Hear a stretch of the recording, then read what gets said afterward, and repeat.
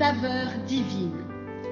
Cette bonne nouvelle du royaume sera prêchée dans le monde entier pour servir de témoignage à toutes les nations.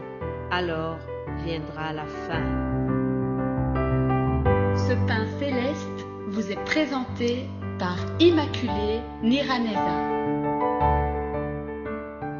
Je vous salue très chers amis à l'écoute de l'émission Saveur divine. Que le bonheur et la grâce soient avec vous. Remercions le Seigneur qui nous donne le souffle de vie aujourd'hui. Alléluia. Je vous propose de commencer par une parole d'exhortation que nous trouvons dans l'épître de Jacques.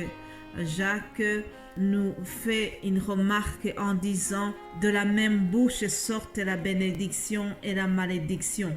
Il ne faut pas, mes frères, qu'il en soit ainsi. » C'est Jacques 3 au verset 10. Hier, je vous ai dit que nous devons prononcer des paroles positives sur notre vie, que la vie et la mort sont au pouvoir de la langue. Alors, hier, en parlant de notre identité en Christ, je vous ai dit que nous devons déclarer les bonnes choses sur nous, sur notre identité. Et ici, l'apôtre Jacques nous rappelle comment nous devons avoir les paroles de bénédiction dans notre bouche.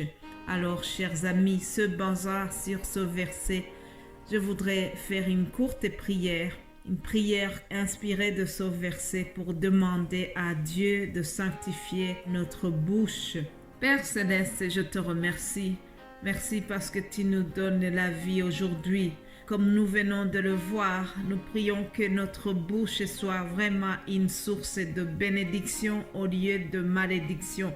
Je prie que la bouche de mes frères et sœurs ainsi que la mienne soit vraiment sanctifiée au travers le sang de Jésus-Christ.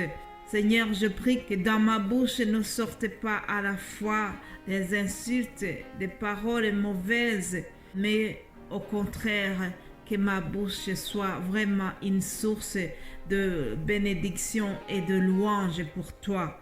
Je prie, Seigneur, que vraiment nous puissions être des gens qui édifient les autres, des gens qui relèvent les autres au travers nos paroles. Au nom de Jésus-Christ, je rejette toute parole négative, toute insulte, tout manque de maîtrise de nous-mêmes, tout manque de douceur.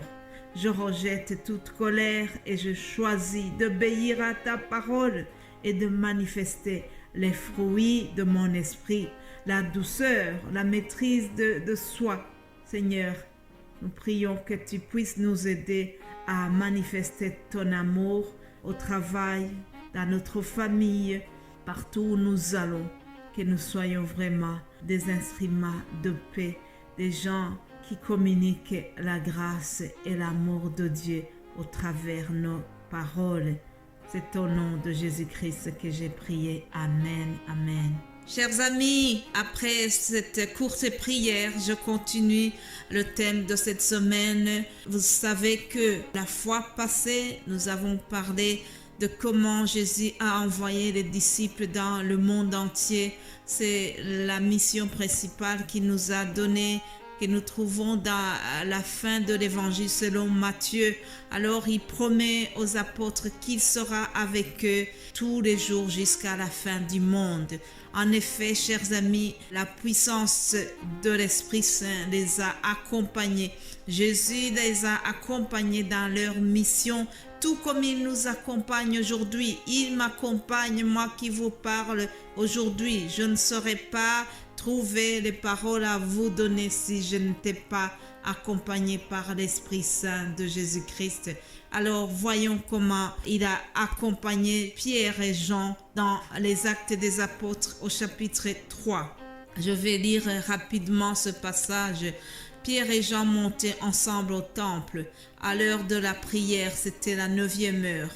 Il y avait un homme boiteux de naissance qu'on portait et qu'on plaçait tous les jours à la porte du temple appelé la Belle pour qu'il demande l'aumône à ceux qui entraient dans le temple.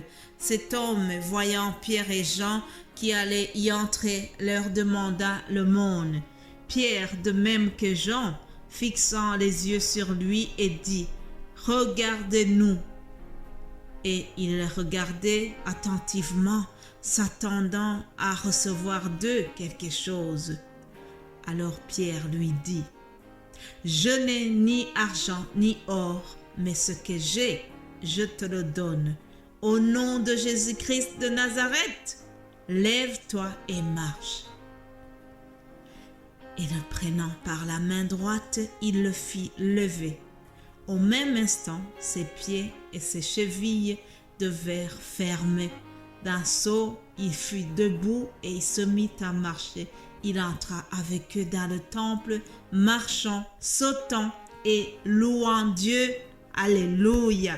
Mais bien-aimés de Dieu, imaginez la joie de cet homme qui vient de se lever, qui était handicapé, qui ne pouvait plus vivre parce qu'il n'avait rien, il était handicapé, il vivait de la mendicité et tout d'un coup sa vie est bouleversée, mais d'une manière positive grâce à la puissance de Jésus-Christ qui accompagne ces deux hommes-là.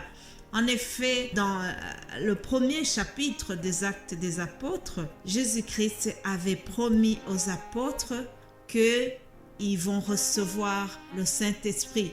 Je vais lire ce verset pour ne pas dire des bêtises. Acte 1, verset 8, il dit « Mais vous recevrez une puissance, le Saint-Esprit survenant sur vous, et vous serez mes témoins à Jérusalem, dans toute la Judée, dans la Samarie et jusqu'aux extrémités de la terre. » Alléluia! C'est par la puissance du Saint-Esprit que Pierre a fait lever cet homme-là. Ce n'est pas parce qu'il avait fait beaucoup d'études, ce n'est pas parce qu'il avait passé une semaine de jeûne prière, non. C'est par le nom de Jésus-Christ qu'il a levé le paralytique. Alors les gens ont été étonnés, ils étaient vraiment impressionnés de voir ce qui venait de se passer. Mais l'apôtre Pierre a souligné, leur a dit que ce n'était pas par lui, par sa puissance, ni par une autre magie quelconque, mais il leur a dit que c'est dans le nom de Jésus-Christ qu'ils ont fait cela. Alléluia! Dans la suite de ce récit, nous voyons Pierre qui s'adresse au public, ces gens-là qui lui avaient fait peur. Il a osé, il a témoigné de la puissance de Christ. Il leur a dit, mais pourquoi avez-vous les regards fixés sur nous? Comme si c'était par notre propre puissance ou par notre piété que nous avons fait marcher cet homme. Ah, ce n'est pas par notre piété que nous l'avons fait marcher. C'est par la puissance de Jésus-Christ. Le nom de Jésus-Christ est puissant, chers amis. Le nom de Jésus-Christ guérit les malades. Le nom de Jésus-Christ ressuscite même les morts. Quand il y a la puissance du Saint-Esprit, il y a un transfert qui se fait entre le ciel et la terre. Alléluia!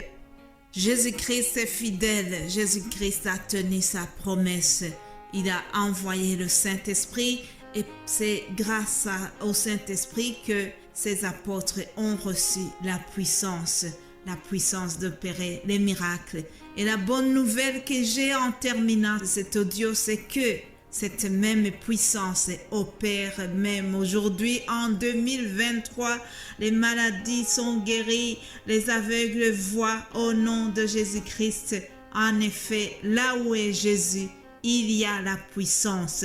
Ça, c'est le titre de cette vidéo que vous regardez. Soyez bénis et nous allons continuer demain par la grâce divine. Amen.